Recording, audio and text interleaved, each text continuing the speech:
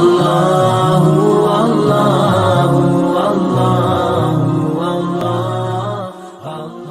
دوسری بات حضرت تھانوی قدس سرہ نے فرمائی ہے، اور اشرف السوانے میں جس کو دیکھنا ہو اشرف السوانے میں دیکھو۔ حضرت نے فرمایا ہے کہ اگر کوئی طالب علم 3 باتوں کی مجھے گارنٹی دے دے تو میں اسے گارنٹی دینے کے لیے تیار ہوں کہ وہ بڑا عالم بنے گا۔ فرمایا کہ ایک تو طالب علم مطالعے کے بغیر سبق نہ پڑھے۔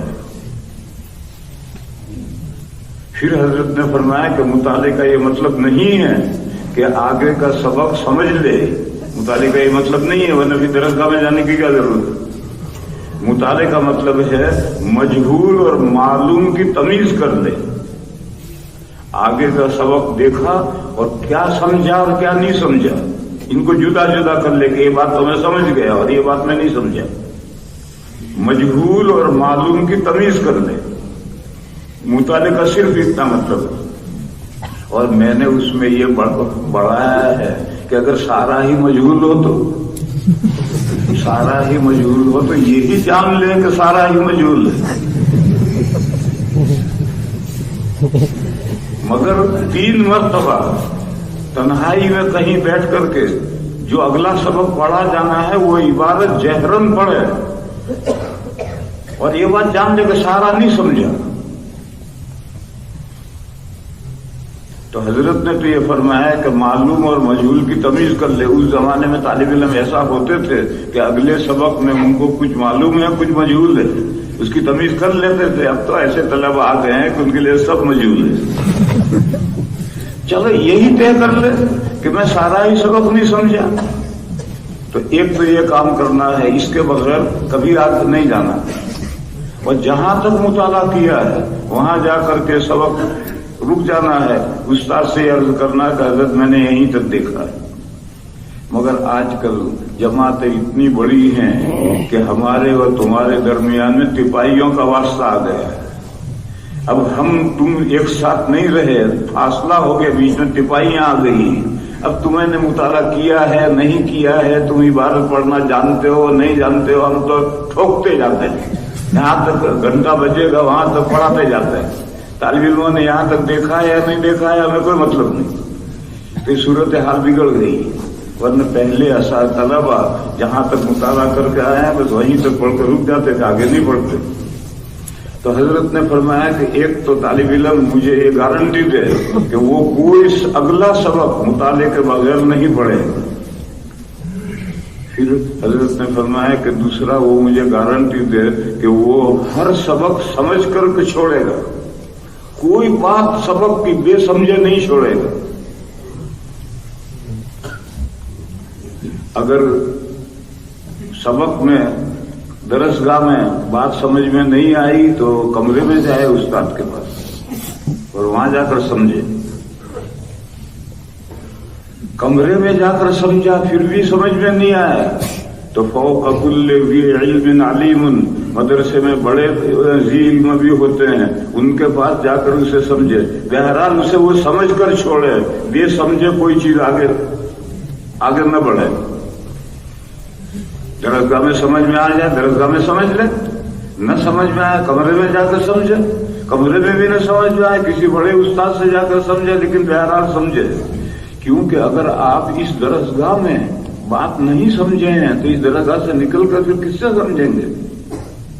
آپ اس درسگاہ میں جب کتاب کو اور بات کو مسئلے کو نہیں سمجھے ہیں تو یہاں سے نکل کر کے پھر کون سمجھائے گا آپ کو؟ یہ تو سب سے بڑی جگہ ہے اہل علم کے اجتماع کی، یہاں اگر آپ مسئلے کو حل نہیں کریں گے تو پھر آگے کون حل کرے گا؟ تو اس لیے میرے عزیزو، اگر اس طرح سے دلچسپی کے ساتھ آپ پڑھیں گے اور ہر بات کو سمجھ کر چھوڑیں گے تو دوسری بات حضرت تھانوی نے فرمایا یہ ہے۔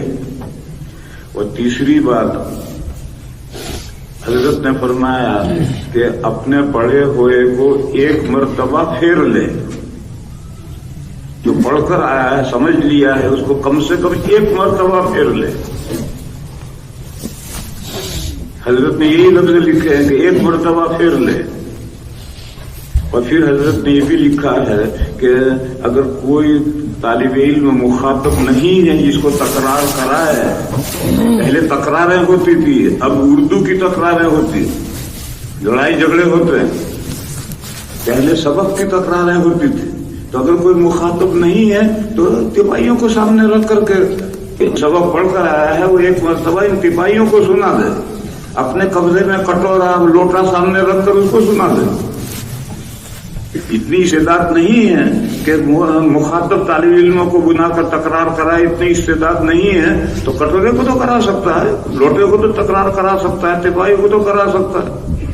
اخفش رحمت اللہ علیہ بکری کو تکرار کرا کر کے امام بن گئے ہیں، وہ اکیلے تھے، سبق میں اکیلے تھے، وہ پڑھ کر گھر آتے تھے تو اپنے بکری کو تکرار کراتے تھے، تو بکری بکری رہی اور وہ امام بن گئے۔ جب بکری کو تکرار کرا سکتے ہیں تو لوٹے کو اور کٹورے کو کیوں نہیں کرا سکتے؟ ایک مرتبہ پھر لے، یہ تو حضرت نے لکھا کہ ایک مرتبہ سبق کو پھر لے۔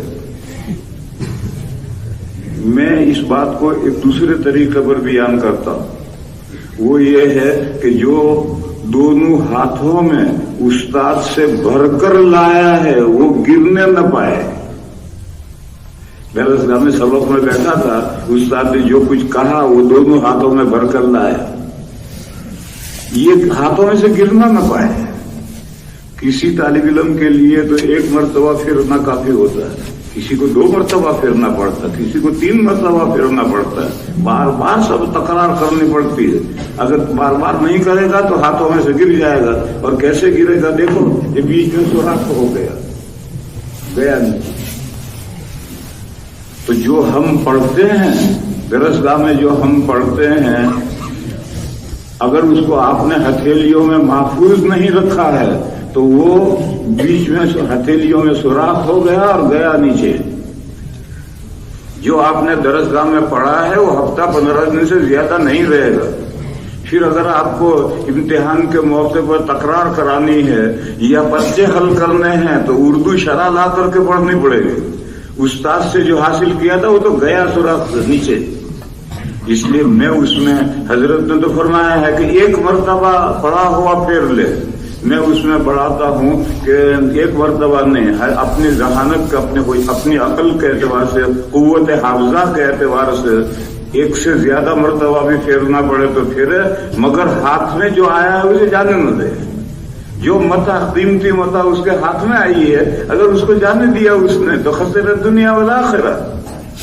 تو حضرت تھانوی قدس سرہ نے فرمایا کہ اگر کوئی ان 3 باتوں کی مجھے گارنٹی دے دے کہ میں مطالعہ کر کے پڑھوں گا اور میں سب یہ بات سمجھ کر چھوڑوں گا اور میں ایک مرتبہ کم از کم اس سبق کو پھیروں گا، تو میں اس کو گارنٹی دینے کے لیے تیار ہوں کہ وہ بڑا عالم بن جائے گا۔ وآخر دعوانا ان الحمدللہ۔